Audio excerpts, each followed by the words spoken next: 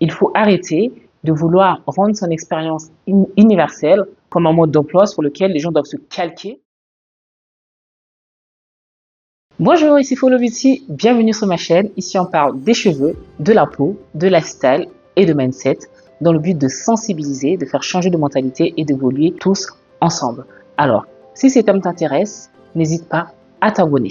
Aujourd'hui, on va parler de la pression sociale et familiale subie par les femmes. Alors, pourquoi j'aborde ce thème aujourd'hui? Parce que j'ai échangé avec une jeune femme de 25 ans de confession musulmane qui était mariée à l'âge de 18 ans religieusement. Donc il s'avère que en fait, elle a vécu dans une relation toxique et aujourd'hui elle est séparée, mais elle en garde des séquelles. Donc elle a eu à me poser la question par rapport à, sans vraiment rentrer dans les détails, à savoir est-ce un échec ce qu'elle a vécu? Parce que mariée à 18 ans, séparée, du coup elle se retrouve 25 ans séparée, est-ce un échec? Moi, je lui ai répondu qu'il ne faut pas qu'elle considère cela comme un échec, plutôt comme une leçon de vie, qu'elle en tire des leçons, parce qu'elle a tout le temps pour se reconstruire, pour se construire, parce qu'elle est jeune encore. Cette expérience te permettra peut-être d'éviter à tes futurs enfants de reproduire les mêmes erreurs. Donc, il ne faut pas prendre ça comme un échec, plutôt comme une leçon de vie. Les femmes, elles subissent tellement de pression sociale ou familiale de l'entourage à un certain âge qui les pousse peut-être à faire des mauvais choix, parce qu'à un certain âge, entre 25 et 30 ans, voire peut-être même 40 ans, si t'es pas marié, si t'as pas d'enfant, il y en a, ils considèrent que t'as loupé ta vie. À croire que l'objectif premier d'une femme, c'est se marier, faire des enfants. Donc en soi, en fait, t'as pas d'objectif de vie, t'as pas d'ambition, t'as pas de rêve à poursuivre, nous sommes au 21e siècle, l'époque à laquelle la femme a accès à l'éducation, a accès à tout pour se construire, pour se développer. Nous sommes encore arrêtés sur ces idées-là. 25 ans, t'es pas marié. Ou jusqu'à 30 ans, 40 ans, t'es pas marié, t'as pas d'enfant. Ah bah, t'as loupé ta vie. Mais entre-temps, peut-être les personnes qui te disent que t'as loupé ta vie, t'as concrétisé certaines choses que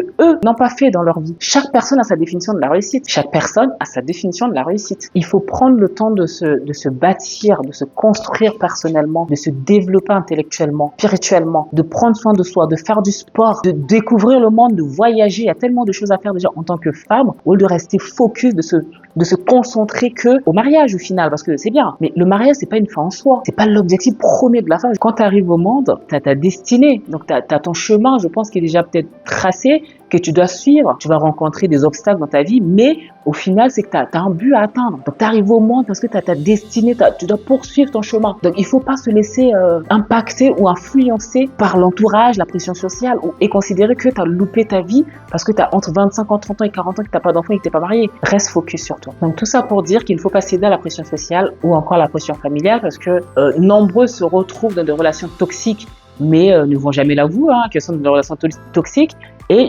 ils auront le culot ou le toupet de questionner, dans le sens où t'es pas encore marié ou t'as pas encore des enfants, mais elles sont dans des relations toxiques. Elles ne sont pas épanouies, elles n'ont pas d'activité, elles ne partent pas en vacances, leur vie se résume par rapport à leur cocon familial, leur mariage, et vivent à travers le mariage en fait.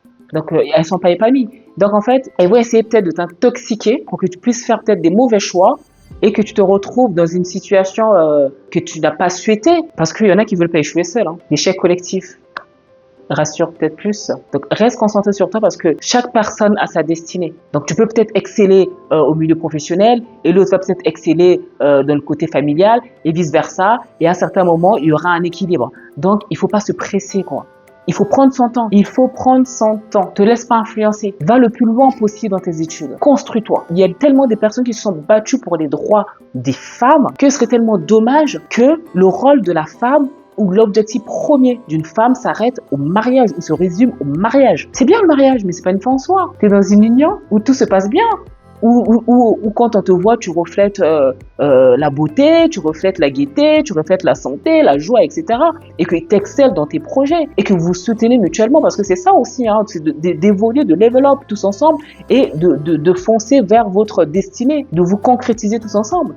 Mais quand il faut commencer à se retrouver dans des relations toxiques, où vous pouvez laisser votre santé mentale même et physique, ça n'en vaut pas le coup.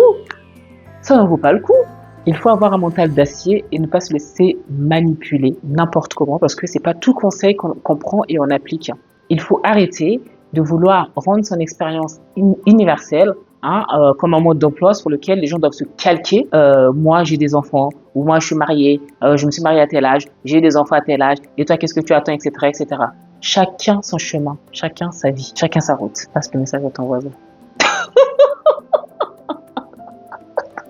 Le mariage, c'est bien, mais la santé, c'est encore mieux. Alors ne baisse pas tes standards, reste concentré et ne te laisse pas distraire par des personnes qui ne veulent pas échouer seules. Donc tout ça, en fait, c'est parti de l'histoire avec la jeune femme avec laquelle je lui ai échangé, qui m'a raconté son parcours. Heureusement pour elle, et tant mieux pour elle, elle a pu sortir de cette relation toxique. Mais malheureusement, il y en a qui n'arrivent pas à s'en sortir, ou encore il y en a qui perdent carrément la vie, quoi. Il ne faut pas rester dans des relations toxiques. Quand vous sentez qu'en fait ça va pas, il faut se barrer. Le mariage, c'est bien, être en couple, c'est bien. Comme on dit souvent, vaut mieux deux que un, vaut mieux deux que une.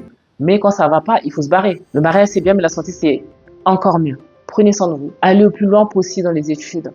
Investissez en vous. Voyagez. Il ne faut pas céder à la pression sociale ni familiale. Chaque chose arrive à son temps. Donc, prends ton temps. Investis en toi. Fais le sport. Voyage. Étudie. Bâtis-toi professionnellement, intellectuellement, spirituellement. Deviens quelqu'un au sein de la société. Existe en toi-même avant de vouloir exister à travers quelqu'un. Merci d'avoir regardé cette vidéo. Abonne-toi.